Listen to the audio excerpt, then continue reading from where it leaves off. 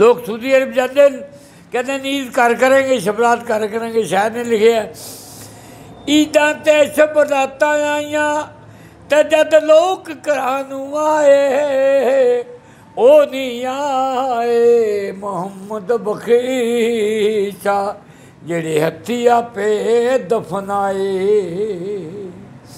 ते जेड़ी मेहंदी रंग ना देवे ते की ओदा फिर लाना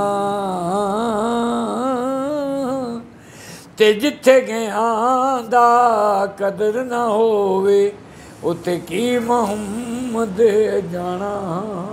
पाकिस्तान जिंदाबाद, मौलाबाद ते शाह रखे।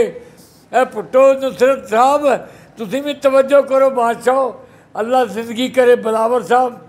मैं हर जगह पे तुम्हारा जिक्र किया कि ये भुट्टो दलेर है, पाकिस्तान वाले बहुत दलेर है।